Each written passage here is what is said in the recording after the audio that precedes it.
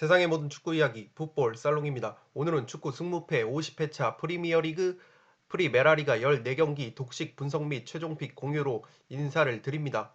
최종픽 공유에 앞서서 안내사항을 먼저 말씀을 드리면 최근에 배트맨 홈페이지가 리뉴얼이 되면서 시스템이 굉장히 불안해졌습니다. 그렇기 때문에 저녁 9시 임박을 해서 온라인 배트맨 홈페이지를 통해 축구 승무패를 구매하시려는 구독자 여러분들께서는 조금은 구매 시간을 앞당기셔서 구매를 하는 것을 권장을 해 드립니다. 예치금도 입금을 하면 원래는 바로바로 통장으로 입금을 하면 홈페이지 아이디에 예치금이 적립이 되어야 하는데 그 예치금도 바로바로 들어가지 않고 더욱이 구매 시간이 임박을 했을 때는 구매자가 몰려서 결제조차 제대로 이루어지지 않는 경우가 빈번하게 발생을 하고 있습니다. 그렇기 때문에 풋볼살롱 구독자 여러분들께서는 최소한 구매 마감 1시간 전이나 그 이상 더 빠르게 예치금이나 결제 수단을 마련을 하셔서 온라인으로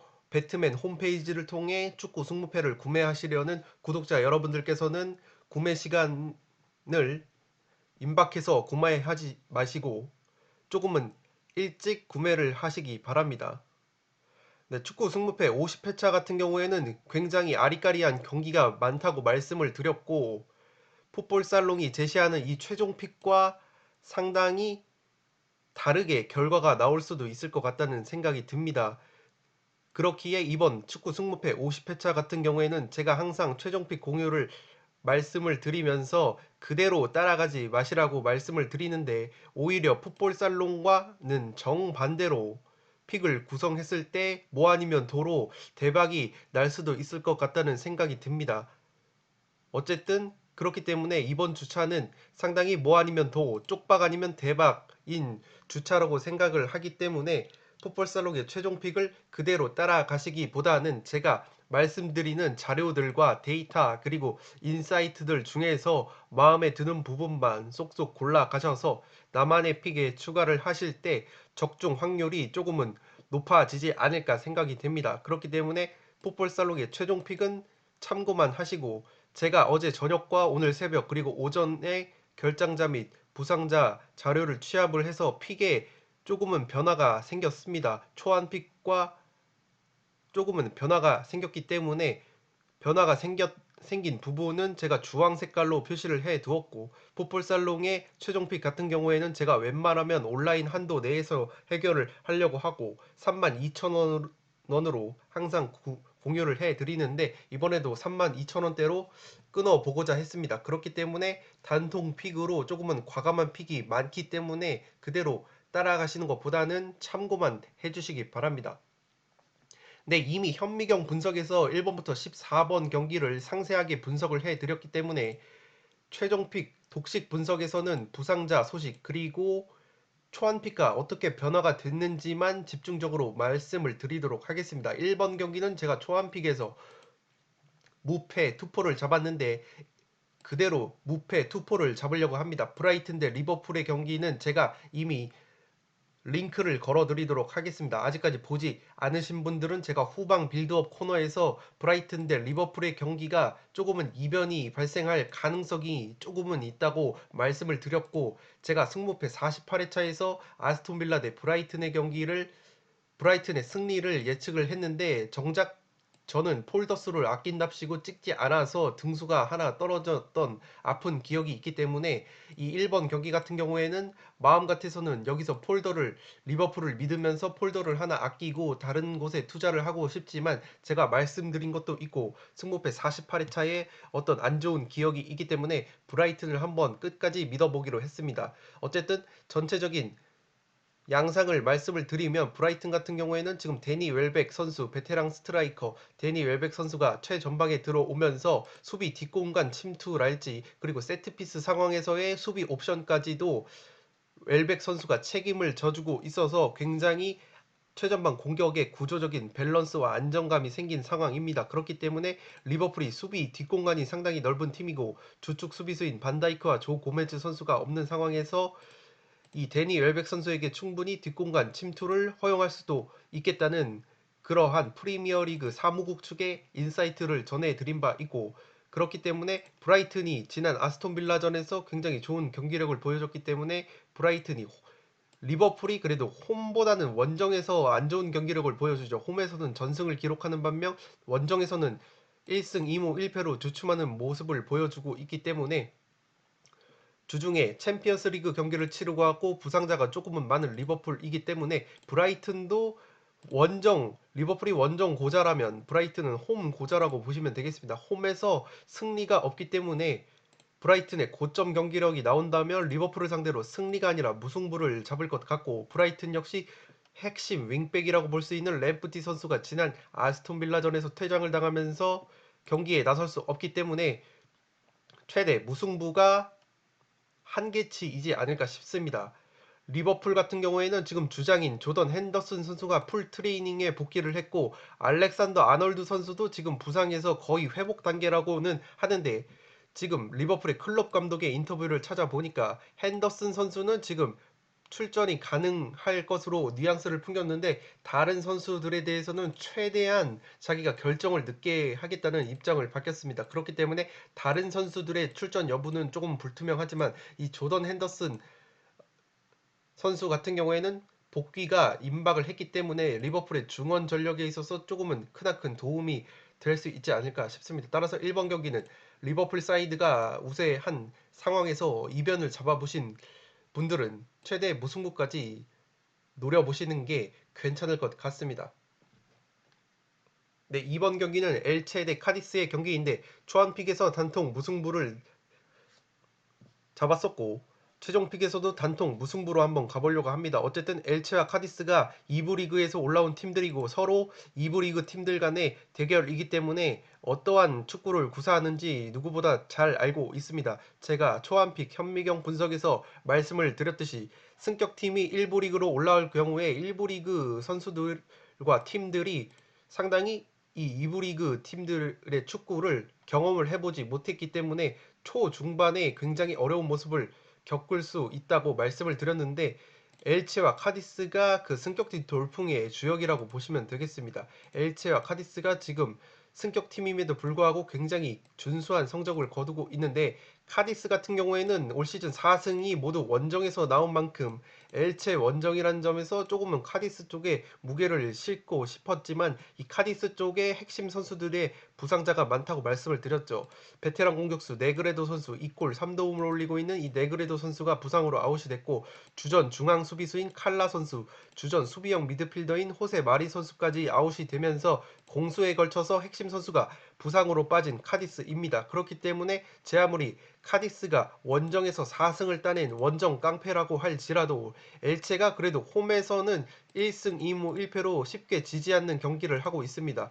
올 시즌 홈에서는 화력이 약하지만 실점도 1.25골로 평균 실점이 1.25골로 준수한 수비를 보여주고 있기 때문에 더욱이 엘체와 카디스가 지난 시즌 2부 리그에서 0대0 무승부를 많이 거뒀었는데, 그렇기 때문에 카디스가 주 전력이 대거 빠진 상황에서 엘체 쪽에도 핵심 측면 공격을 이끌고 있는 이 피델 선수가 지난 레반테전에 이어서 이번 카디스전에서도 출전이 불투명하다고 합니다. 이 엘체 같은 경우에는 윙백으로 나오는 혹은 윙백 혹은 측면 공격수까지 소화할 수 있는 이 피델과 오른쪽에 호산 선수 좌우 윙백에 의존하는 공격을 보여주는데, 지난 레반테전에서는 이 피델 선수가 없었기 때문에 호산 선수 혼자서 조금은 공격적인 책임감이 막중했습니다. 그렇기 때문에 이 엘체 역시 피델 선수가 이번에도 나오지 못한다면 공격 작업에 있어서 조금은 어려움을 겪을 수가 있고, 그렇기 때문에 엘체와 카디스가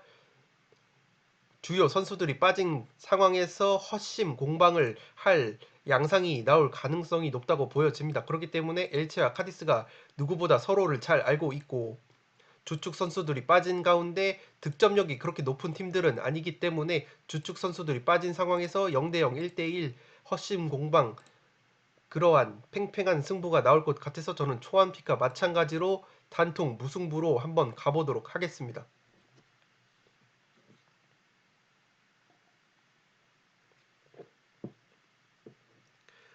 네, 3번 경기는 맨시티 대 번리이고 초안픽에서 맨시티의 단통 승리를 봤었는데 구조적으로 맨시티가 번리와 같이 수비 라인을 깊게 끌어내려서 수비에 치중하는 팀들을 두들겨 패는데 일가견이 있는 팀입니다. 물론 맨시티가 지난 토트넘전에서 2대0, 0대2로 패배를 했었죠. 손흥민 선수에게 뒷공간이 털리면서 맨시티가 수비를 하는 팀, 그러니까 선수비 후 역습을 하는 팀에게 조금은 약한 모습을 보이는데, 번리는 토트넘과 다른 게, 토트넘 같은 경우에는 선수비는 하지만 손흥민, 케인 같이 뒷공간을 파고들 수 있는 톱 클래스 공격수가 있는 팀에게는 맨시티가 약한 모습을 보이는데, 번리 같은 경우에는 손흥민급의 어떤 뒷공간 브레이커가 없죠. 그렇기 때문에 맨시티가 자신들이 좋아하는 라인을 높게 끌어올려서 패스를 통한 점유, 그리고 패턴 플레이를 통해서 번리를 두들겨 패는 가두리 양식을 통해서 충분히 두들겨 팰 수 있는 여건이 갖춰졌다고 봅니다. 왜냐하면 번리에는 뒷공간을 파고들 만한 그러한 빠른 선수가 부족하기 때문에 최전방에 크리스 우드랄지 애슐리 반스 같은 그런 투박한 선수들 위주로 최전방 공격 라인이 구성이 되기 때문에 토트넘과는 다른 양상이 나올 겁니다. 그렇기 때문에 맨시티가 뒷공간 노출에 대한 위험성 혹은 그러한 불안감을 조금은 떨쳐버리고 자신들의 축구를 할 수 있고, 더욱이 지금 맨시티에는 아구에로 선수가 복귀를 했습니다. 지난 챔피언스리그 올림피아코스전에서 아구에로 선수가 복귀를 했고, 그렇기 때문에 나단 아케 수비수 나단 아케 선수를 제외하고는 부상자가 없는 맨시티이기 때문에 최전방 공격 쪽에서도 힘을 받을 수 있는 맨시티라고 보시면 되겠습니다. 더욱이 펩 과르디올라 감독이 올림피아코스 그리스 원정에 케빈 데브라이너와 카일 워커 공수의 핵심 선수들 이 두 선수를 데리고 가지 않았습니다. 그렇기 때문에 충분하게 휴식을 취했기 때문에 이 번리가 지난 직전 팰리스와의 홈경기에서 리그 첫 승을 거두긴 했는데, 어쨌든 번리가 터프 무어 홈구장에서 강한 팀이고 원정만 가면은 경기력이 좋지 않은 팀이기 때문에 여러모로 맨시티가 번리를 두들겨 패는 전형적인 경기가 나오지 않을까 싶습니다. 따라서 이 3번 경기는 맨시티의 단통 승리 그대로 가보도록 하겠습니다.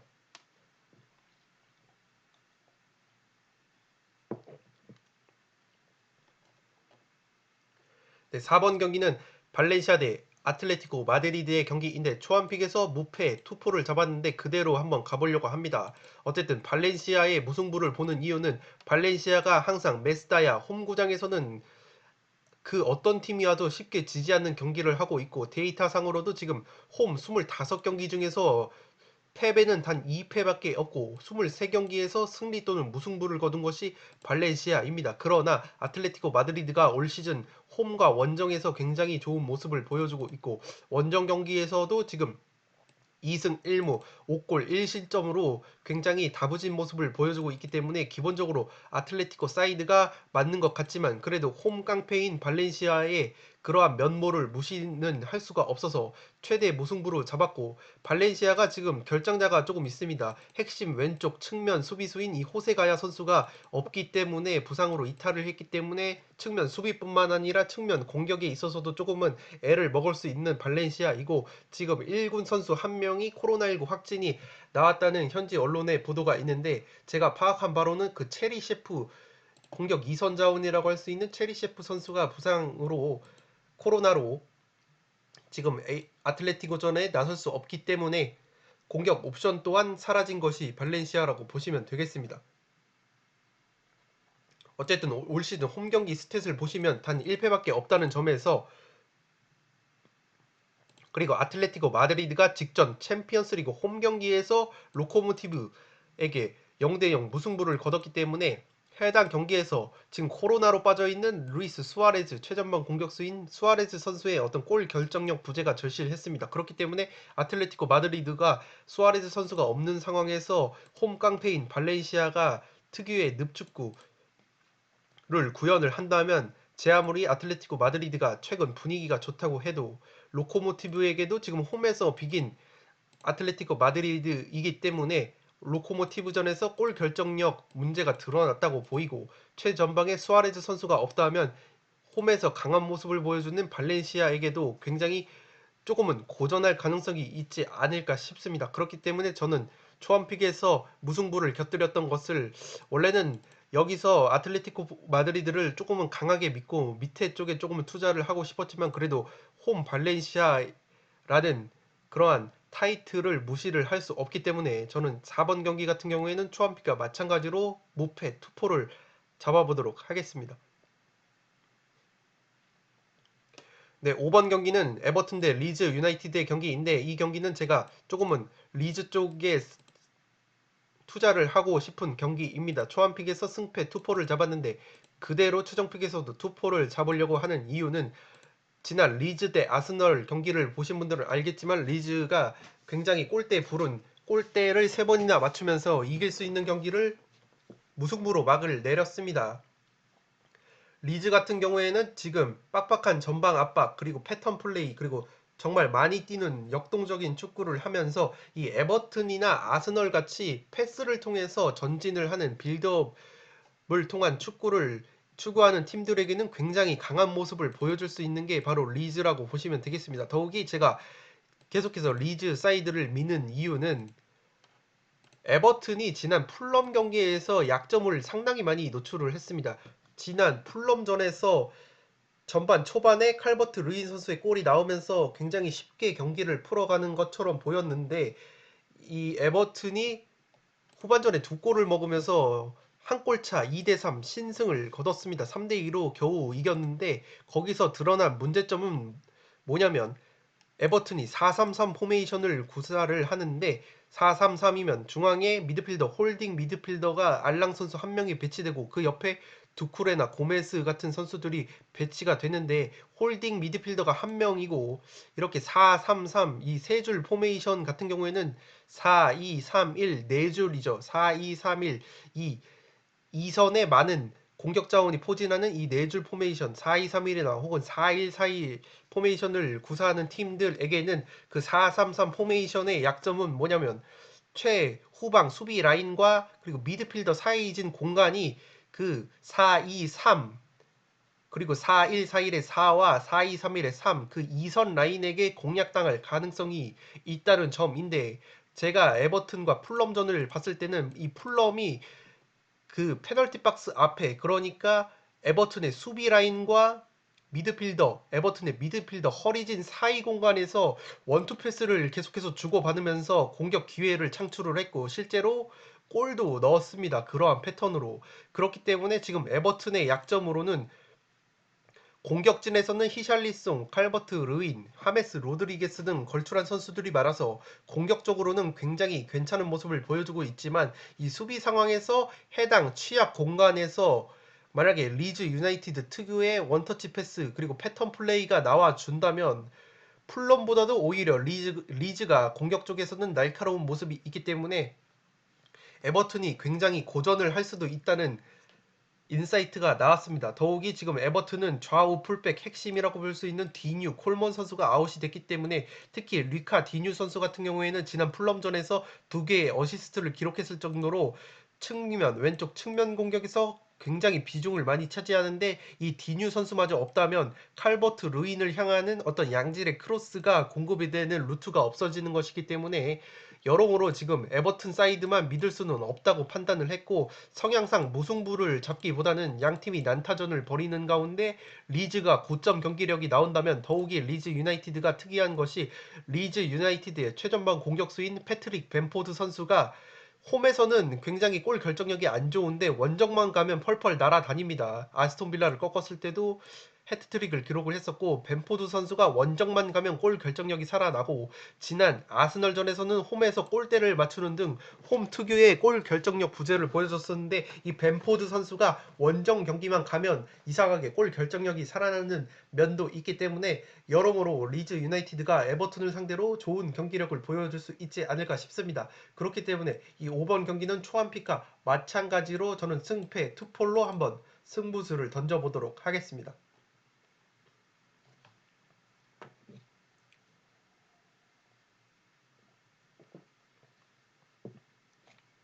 네, 6번 경기는 우에스카 대 세비야의 경기인데 초안픽에서 우에스카의 단통패, 세비야의 승리를 봤었고 그대로 한번 가보려고 합니다. 어쨌든 올 시즌 우에스카가 무승부를 굉장히 많이 거뒀죠. 지금 7번의 무승부가 있었는데 제 아무리 무에스카라고 할지라도 지금 세비야가 꾸역꾸역 특유의 꾸역승 패턴으로 4연승을 거뒀습니다. 그렇기 때문에 지금 세비야가 특유의 꾸역승 멘탈리티, 위닝 멘탈리티를 회복한 모습을 보여주고 있고, 세비야가 그래도 라키티치라는 플레이메이커가 한 방이 있고, 지난 크라스 노다르전에서도 굉장히 수준 높은 하프발리 슛으로 라키티치 선수가 골을 넣었기 때문에 최전방에 오캄포스, 앤 네시리, 그리고 백업 자원으로 루크 더용까지 있는 이 세비야가 최근에 서서히 특유의 꾸역승 패턴, 공격 패턴을 회복을 하는 모양새이기 때문에 제 아무리 우에스카가 무승부가 많은 팀이라고 할지라도 세비야가 승리를 가져가지 않을까 싶습니다. 더욱이 제가 폴더에 여유가 있다면 그래도 무승부를 바치고 싶은 경기이긴 하지만 이 경기에서마저 폴더를 쓴다면 굉장히 구매 금액이 높아지기 때문에 제가 서두에서 말씀드렸던 것처럼 이번 50회차 같은 경우에는 아싸리 투자 금액을 조금은 낮춰서 단통픽 위주로 가볍게 가시거나, 아니면 정말로 이번 회차에 적중을 노리시는 분들은 풀 베팅까지도 조금은 베팅 액수를 늘리셔서 폴더를 많이 가져가는 것이 조금은 유리하지 않나 싶습니다. 더욱이 우에스카가 세트피스 상황에서 올 시즌 4골이나 실점을 하고 있고, 세비야 같은 경우에는 그래도 세트피스 상황에서 2골을 넣고 있고 세트피스가 나쁘지 않은 팀이기 때문에, 세비야가 만약에 우에스카를 상대로 오픈플레이 상황에서 득점 상황을 만들지 못한다면 그래도 세트피스 상황에서라도 꾸역꾸역 한 골을 넣어서 신승을 거두지 않을까 싶습니다. 그렇기 때문에 이 6번은 폴더를 아끼는 차원에서라도 세비야를 조금은 우직하게 믿어보려고 합니다. 네, 7번 경기는 웨스트브롬 대 셰필드 유나이티드의 경기인데, 초안 픽에서 승패에 투포를 잡았지만 저는 셰필드의 어떤 승리 사이드를 보려고 합니다. 셰필드와 웨스트브로는 프리미어리그에서 유일하게 승리가 없는 팀인데, 이 두 팀이 맞붙을 때는 두 팀 모두 서로를 1승 재물, 첫승 재물로 생각을 해서 굉장히 적극적인 경기를 펼칠 것으로 보입니다. 셰필드 같은 경우에는 지난 웨스트햄전에서 굉장히 경기를 잘 해놓고 아쉽게 패배를 했습니다. 후반전에 공격을 조금은 무리하게 진행을 하다가 셰필드 같은 경우에는 3백의 수비수들까지 적극적으로 공격을 가담을 하기 때문에 자칫 그 공격이 실패로 돌아갈 경우에는 수비 뒷공간을 노출을 하면서, 웨스트햄이 올 시즌 역습이 상당히 좋은 팀인데 그러한 역습 상황에서 공격을 허용을 하면서 아쉽게 한 골차 패배를 했고, 셰필드가 그 경기에서 웨스트햄전에서 맥버니 선수의 회심의 왼발 슈팅이 골대를 때리면서 조금은 운도 없었습니다. 그렇기 때문에 셰필드의 경기력 자체는 나쁘지 않았었기 때문에, 더욱이 지금 셰필드의 문제점으로는 수비도 문제이지만 지금 리그에서 4골밖에 넣지 못했던 골 결정력이 문제라고 생각이 되는데, 어쨌든 셰필드가 최전방에 맥 골드립과 맥버니를 지금 주전으로 쓰고 있고 백업으로 리안 브루스터를 쓰고 있는데, 지금 오늘 파악한 바로는 리스 무세 선수, 지난 시즌에 6골 4도움을 올렸던 백업으로 주로 많이 나왔던 이 리스 무세 선수가 부상에서 돌아왔다고 합니다. 그렇기 때문에 바로 선발 출전까지는 힘들겠지만 리스 무세 선수가 만약에 셰필드의 최전방 공격 백업 자원으로 들어와서 한 골이라도 터트려 준다면, 셰필드 유나이티드가 지금 1무 8패라는 최악의 성적을 보여주고 있는데 이 크리스 와일더 감독이 지금 간당간당합니다. 그렇기 때문에 이 셰필드 유나이티드의 수장인 와일더 영감님을 위해서라도 선수들이 꼭 1승을 챙기려고 할 것 같고, 그러한 1승 재물로는 웨스트 브로미치만한 재물이 없다고 보여집니다. 그렇기 때문에 지금 최전방에 옵션인 리스 무세 선수가 들어왔고, 직전 경기에서 웨스트햄을 상대로 괜찮은 경기를 펼쳤던 셰필드가 웨스트 브로미치를 상대로 충분히 승리를 한번 노려볼 수 있지 않을까 싶습니다. 하지만 이 웨스브로가 국내 투표율은 정배 쪽으로 흘러가는 모양새이고, 웨스브로 역시 최근에 맨유 원정에서 나쁘지 않은 경기력을 보여줬고, 오히려 화력면에서는 셰필드보다도 괜찮은 모습을 보여주고 있기 때문에 셰필드가 제가 말씀드렸던 것처럼 뒷공간을 노출하면서 역습에 조금은 약한 모습을 보이는데, 웨스브로 같은 경우에는 마테우스 페레이라, 칼럼 로빈슨 등 그러한 역습에 특화되어 있는 선수들이 많기 때문에 충분히 웨스트브롬 사이드를 믿어보시는 것도 괜찮을 것 같습니다. 그렇기 때문에 제가 이렇게 단통 픽, 특히 우리나라 기준 투표율로 역배 픽으로 가는 것을 그대로 따라가시지 마시고 취향대로 정반대로 틀어 보신다면 오히려 그게 적중 확률이 조금은 높을 수 있다는 점을 말씀을 드립니다.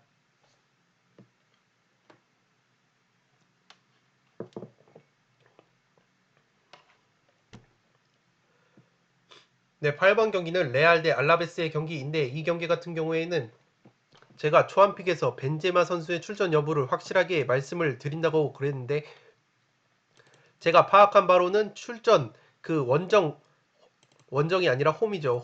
이 알라베스전 스쿼드에 벤제마, 라모스, 발베르데 선수 모두 명단에서 제외가 됐습니다. 그리고 오른쪽 측면 수비수인 카르발 선수까지 또다시 부상으로 이탈을 했기 때문에 레알의 전력 누수가 굉장히 심하다고 생각이 됩니다. 그렇기 때문에 제가 초안픽에서 알라베스가 그래도 최전방에 호셀루, 장신 공격수 호셀루를 필두로 한 세트피스 한 방이 있는 팀이기 때문에 레알이 지금 주축 선수들 특히 라모스라는 중앙 수비수가 없는 상황에서 자칫 제공권이 약화가 될 가능성이 있고 알라베스의 세트피스 제공권 한 방에 의해서 일격을 맞을 수도 있다고 말씀을 드렸는데 그렇기 때문에 뭐 욕심 같아서는 알라베스의 어떤 무승부까지도 투포를 잡아보고 싶지만 그럴 경우에는 너무 구매 금액이 커지는 리스크가 있기 때문에 이 8번 경기마저 레알을 믿지 못한다면은 이번 회차는 다 복식을 가져가야 되는 그러한 느낌이기 때문에 8번은 그대로 초안픽 그대로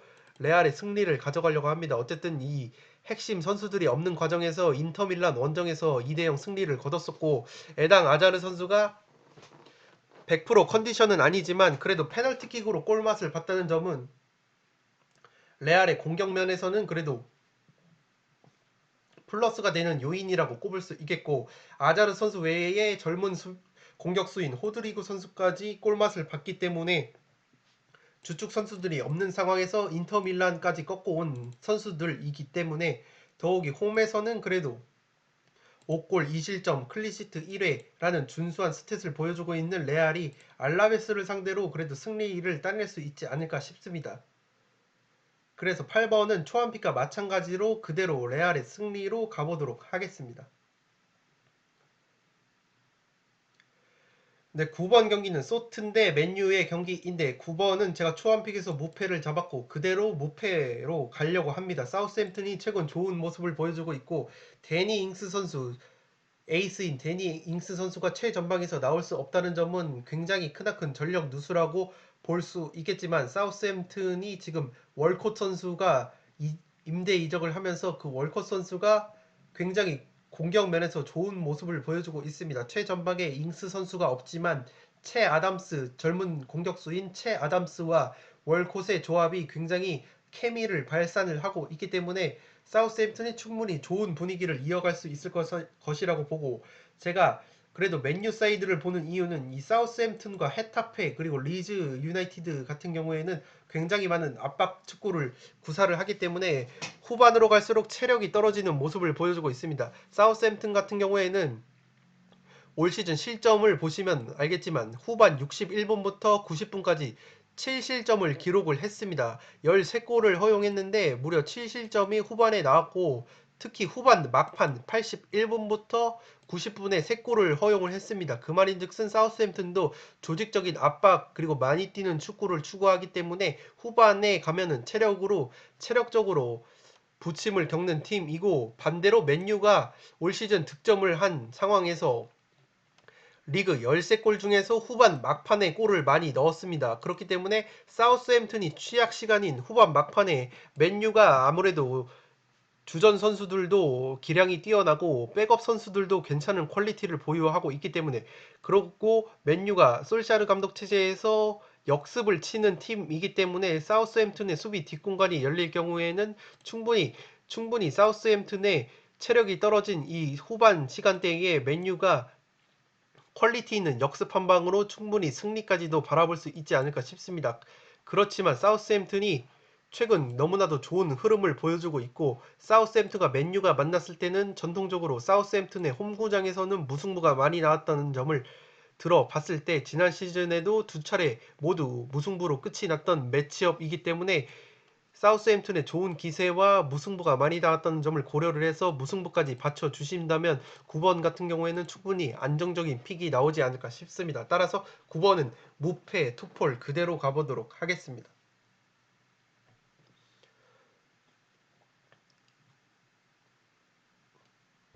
네, 10번 경기 같은 경우에도 제가 초안픽에서 조금은 승부수로 던진 픽인데 그대로 헤타페의 단통패 빌바오의 승리 사이드를 보도록 하겠습니다. 헤타페 같은 경우에는 많이 뛰는 축구로 지난 시즌 센세이션을 일으켰는데 올 시즌에는 그대로 많이 뛰기만 하고 골은 넣지 못하면서 조금은 실속 없는 경기를 이어가고 있습니다. 직전 에이바르 원정에서도 0대0 무승부를 거뒀는데 최전방에 마타와 앙헬 선수가 골 결정력이 굉장히 떨어지는 모습을 보여주고 있습니다. 그렇기 때문에 이 10번 경기 역시 빌바오를 상대로 굉장히 경기는 주도할 가능성이 높지만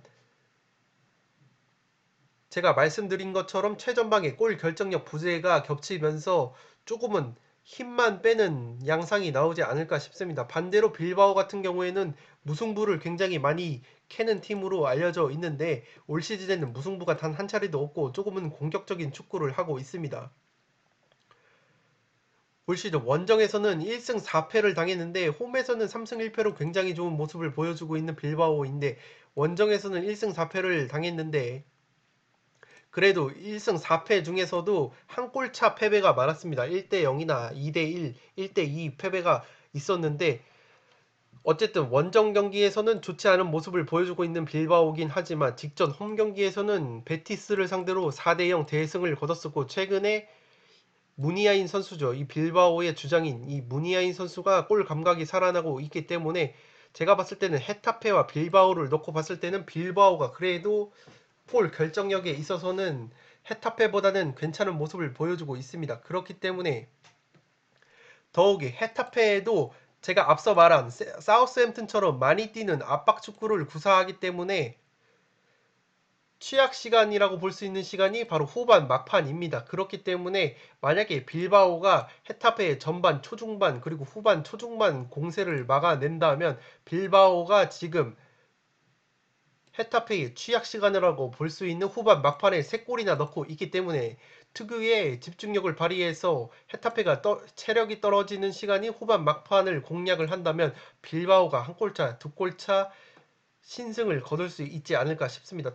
따라서 저는 20번 경기는 헤타페가 최근에 골 결정력이 너무나도 부족한 모습 속에서 또다시 체력만 떨어지는 압박 축구를 구사를 해서 후반 막판에 체력이 떨어지고 빌바오가 올 시즌 후반 막판에 득점력을 집중을 하고 있기 때문에 그러한 패턴을 보인다면 빌바오가 충분히 한 골차, 두 골차 신승을 바라볼 수 있지 않을까 싶습니다.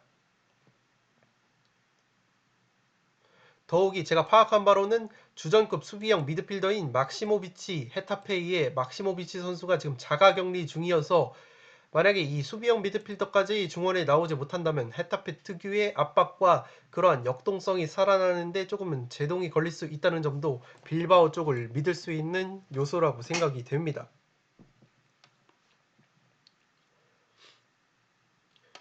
네, 11번 경기는 첼시 대 토트넘의 경기인데 초안픽에서는 제가 토트넘 단통 사이드를 봤었는데 그래도 첼시의 승리까지 곁들여서 최종픽에서는 승패 투포를 잡아보려고 합니다. 그도 그럴 것이 지금 퓰리식 선수가 부상해서 지금 훈련에 복귀한 상황이라서 첼시의 어떤 이선 공격 조합으로 충분히 출격이 교체로는 가능할 것으로 보이고 첼시가 토트넘전을 대비를 해서 렌 원정에서 캉테 선수를 아꼈죠. 그렇기 때문에 캉테 선수로 하여금 손흥민 선수와 케인의 어떤 뒷공간 침투를 저지를 하려는 움직임이 있을 것 같습니다. 더욱이 지난 시즌에 램파드 감독의 첼시가 토트넘을 상대로 2승을 거뒀었는데 그 말인즉슨 지금 램파드가 선수 시절에 첼시에서 활약을 했었고 무리뉴 감독 역시 램파드 선수를 지도를 했었기 때문에 이 램파드 선수 지금은 감독이죠. 이 램파드 감독이 선수 시절에 그 토트넘의 무리뉴 감독의 어떤 축구 철학을 그 누구보다 알고 있는 경향이 있기 때문에 제가 초안픽에서는 무리뉴 감독이 큰 경기에 맞춤 전술에 상당히 능하다고 말씀을 드렸고, 지난 맨체스터 시티전에서도 맞춤 전술로 케빈 데브라이너, 맨시티의 케빈 데브라이너 선수를 꽁꽁 묶으면서 승리를 가져왔다고 말씀을 드렸는데, 그렇기 때문에 토트넘 사이드가 조금은 유력하다고 봤었는데, 반대로 램파드 감독은 선수 시절부터 무리뉴 감독의 축구를 몸소 실천을 했던 감독이기 때문에 지난 시즌 더블의 기억도 있기 때문에 첼시가 최근에 좋은 흐름을 보여주고 있고, 충분히 홈에서 토트넘을 잡아낼 만한 램파드 감독이 또 무리뉴 감독 상대로도 좋은 기억이 있기 때문에 램파드 감독 역시 무리뉴 감독 상대로 맞춤 전술을 들고 나올 가능성이 있다고 봅니다. 따라서 양팀 모두 최근 흐름이 너무 좋고 초반 우승 경쟁에 있어서 반드시 승리가 필요하다는 경기라고 인식을 하고 있기 때문에 저는 이 경기는 승패가 갈릴 것으로 보이고, 초안픽에서 단통 사이드를 봤던 것을 승패 투폴로 한번 가보려고 합니다. 어쨌든 토트넘 사이드를 보는 이유는 지난 시즌 첼시가 두 차례 승리를 거뒀을 때 손흥민 선수가 한 번은 퇴장을 당했었고 한 번은 부상으로 나오지 못했습니다. 그렇기 때문에 최근 절정의 호흡을 보여주고 있는 손흥민, 케인 조합이 유로파 리그 경기에서 풀로 휴식을 취했죠. 그렇기 때문에 충분한 휴식을 취한 손 케인 듀오가 첼시를 상대로도 좋은 경기를 펼친 가능성이 높다고 보여집니다. 그렇기 때문에 해당 경기는 폴더를 쓰시는 것을 추천을 드리도록 하겠습니다. 네, 12번 경기는 셀타 대 그라나다의 경기인데 초안픽에서 그라나다 사이드를 봤는데 최종픽에서는 과감하게 셀타 쪽으로 틀어보려고 합니다. 국내 투표율에서는 그라나다가 조금은 정배 느낌이 나고 있는데 해외 구매율을 보시면 해외 쪽이 라리가가 홈 셀타비고를 굉장히 좋아하는 경향이 있습니다. 홈 레반테와 홈 셀타비고는 성적과 관계없이 굉장히 그 유럽 쪽의 해외 구매를 보시면 홈팀을 굉장히 밀어주는 경향이 있는데, 특히 레반테와 셀타비고가 홈에서 경기를 치를 때는 이상하게 해외 구매자들이 몰리는 모습을 보여주고 있는데, 어쨌든 지나치게 셀타 쪽으로 구매율이 몰리는 것도 조금은 싸한 감이 있는데, 올 시즌 셀타가 리그 홈 경기에서 1승 3패로 좋지 않은 모습을 보여주고 있는데, 그래도 이 3패가 다 강팀들과의 경기였습니다. 바르셀로나, 소시에다드, 그리고 아틀레티코를 상대를 했던 경기이기 때문에 질만한 경기에서 졌다고 생각이 되고, 그래도 홈에서는 발렌시아를 2대1로 꺾었을 정도로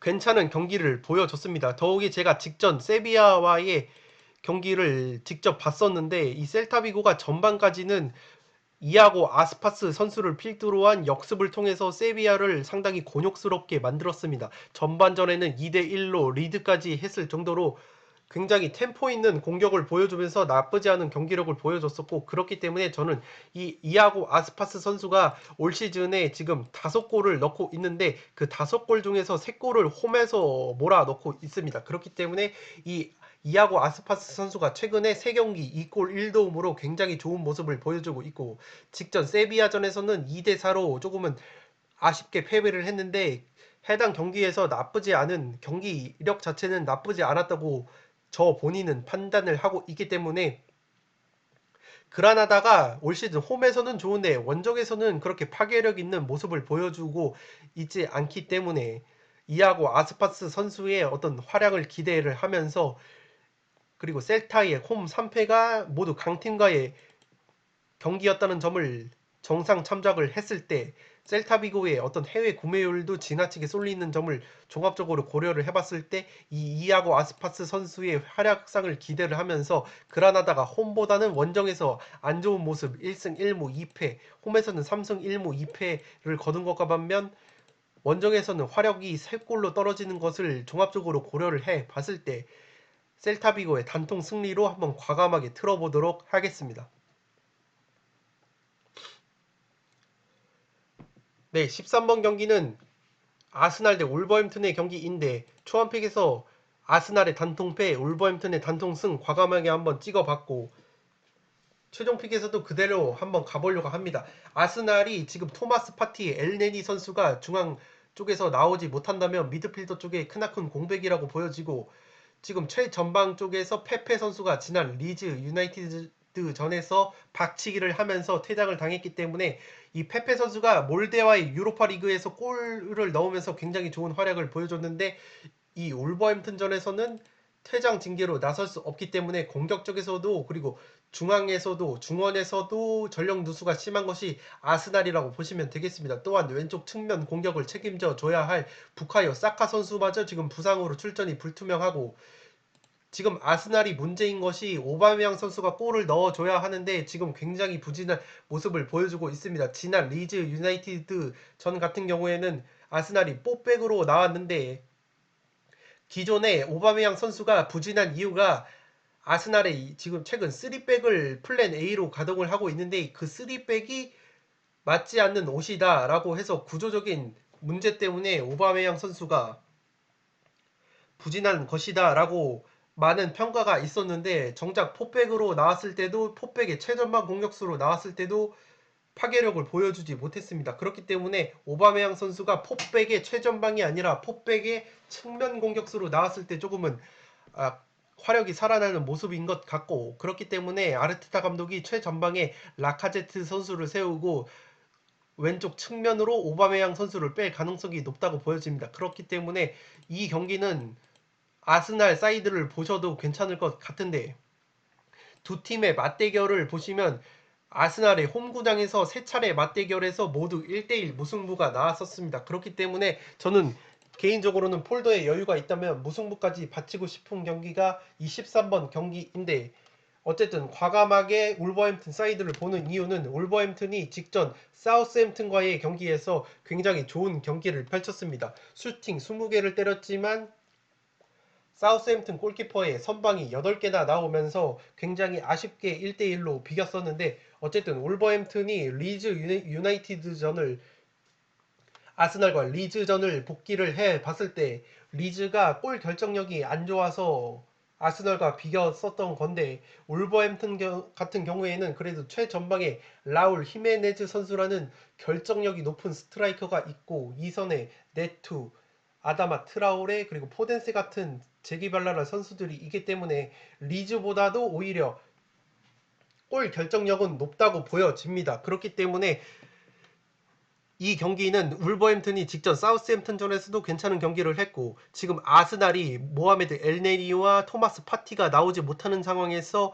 울버햄튼의 중원인 덴동커, 무티뉴, 후백 네베스 같은 이러한 선수들이 중원에서도 아스날을 충분히 그라니트 자카와 세바요스로 구성된 아스날의 중원까지도 압도할 가능성이 있기 때문에 여러모로 지금 울버햄튼 사이드가 조금은 제 개인적으로는 유력해 보이는 느낌인데, 개인적으로 폴더에 여유가 있다면 최근 이 아스날 원정에서 울버햄튼이 맞붙었을 때는 1대1 무승부가 굉장히 많이 나왔고, 제가 어제 파악한 바로는 이 두 팀이 그래도 수비는 상당히 괜찮은 팀입니다. 지금 최소 실점 1등이 토트넘인데 9골로 1등인데, 지금 아스날과 울버햄튼도 올 시즌 10골을 허용하면서 최소 실점 2등이기 때문에, 그리고 득점도 모두 9골로 동일합니다. 그렇기 때문에 두 팀이 특징이 뭐냐면, 화력은 그렇게 세지 않은데 실점은 그래도 10실점으로 리그 톱 클래스를 유지를 하고 있어서 기본적으로 두 팀이 수비가 강한 팀이기 때문에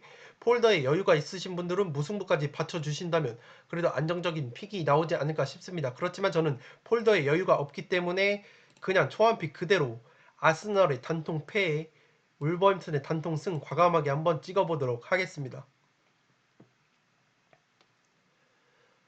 네, 50회차 마지막 경기는 소시에다드 대 비아레알의 경기인데, 초안픽에서 소시에다드 단통 승리를 봤지만 아무리 생각해도 이 경기는 무게추가 한쪽으로 기울지 않는 경기라고 생각이 됩니다. 그렇기 때문에 최종픽에서는 단통 무승부를 한번 가보려고 합니다. 어쨌든 소시에다드가 지금 다비드 실바라는 걸출한 플레이메이커가 나올 수 없기 때문에 공격 전개에 있어서 아무리 오야르사발과 포르트, 그리고 백업 자원으로 이삭 선수가 괜찮은 모습을 보여주고 있기는 하지만, 오야르사발과 포르투가 직전 유로파리그에서 80분이나 소화하면서 원정을 떠나갔기 때문에 체력적으로도 문제가 있을 것이라고 보이기 때문에 다비드 실바 선수가 없는 상황에서 공격 전개가 매끄럽게 이루어질 거라고는 보이지가 않습니다. 그렇기 때문에 소시에다드가 홈에서 지금 실점이 굉장히 적은 편이죠. 그렇기 때문에 비아레알을 상대로 실점은 하지 않을 것 같고, 비아레알 역시 지금 올 시즌 굉장히 좋은 모습을 보여주고 있는데, 홈보다는 원정에서는 조금 안 좋은 경기력을 보여주고 있지만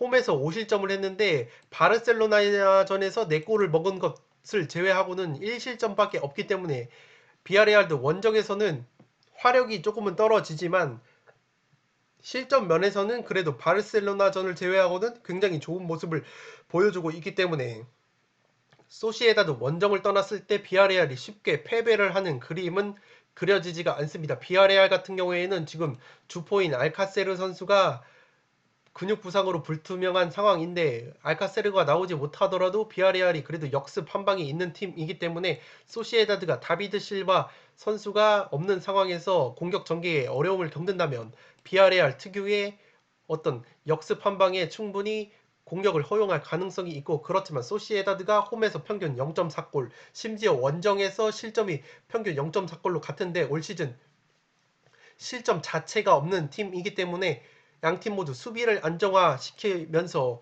두 팀 모두 유로파리그 원정을 떠나 갔다 왔기 때문에 무리하지 않는 경기 운영을 두 팀 모두 펼칠 가능성이 높고, 그렇기 때문에 두 팀이 상승세를 탄 상황에서 쉽게 패배를 하는 그림이 그려지지가 않습니다. 그렇기 때문에 한쪽으로 쏠리는 경기가 아니라고 생각이 되고, 저는 14번 경기는 초안픽에서 단통 승리를 봤던 것을 최종픽에서는 단통 무승부로 한번 과감하게 틀어보도록 하겠습니다.